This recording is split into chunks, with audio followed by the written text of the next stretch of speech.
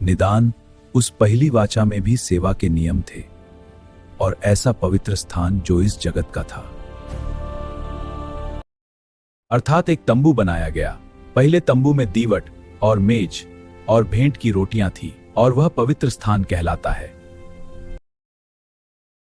और दूसरे पर्दे के पीछे वह तंबू था जो परम पवित्र स्थान कहलाता है।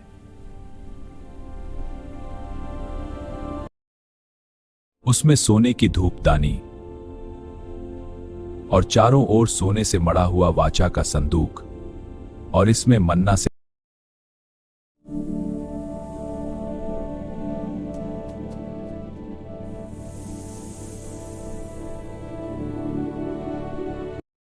और उसके ऊपर दोनों तेजोमय करूब थे जो प्रायश्चित्त के ढकने पर छाया किए हुए थे।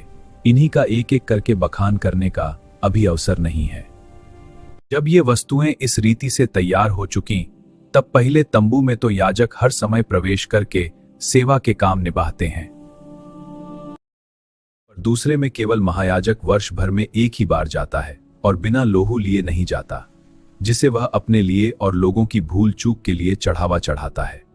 से पवित्र आत्मा यही दिखाता है कि जब तक पहला तंबू खड़ा है तब तक पवित्र स्थान का मार्ग प्रकट नहीं हुआ।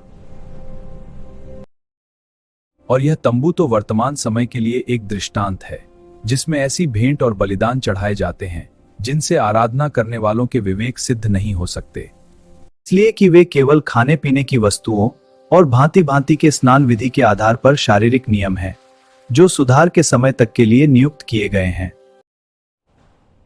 परंतु जब मसीह आने वाली अच्छी अच्छी वस्तुओं का महायाजक होकर आया तो उसने और भी बड़े और सिद्ध तंबू से होकर जो हाथ का बनाया हुआ नहीं, अर्थात और बकरों और बछड़ों के लोहू के द्वारा नहीं, पर अपने ही लोहू के द्वारा एक ही बार पवित्र स्थान में प्रवेश किया। और क्योंकि जब बकरों और बैलों का लोहू और कलोर की राख अपवित्र लोगों पर छिड़के जाने से शरीर की शुद्धता के लिए पवित्र करती, तो मसीह का लोहू जिसने अपने आप को सनातन आत्मा के द्वारा परमेश्वर के सामने निर्दोष चढ़ाया, तुम्हारे विवेक को मरे हुए कामों से क्यों न शुद्ध करेगा, ताकि तुम जीवते परमेश्वर की सेवा करो।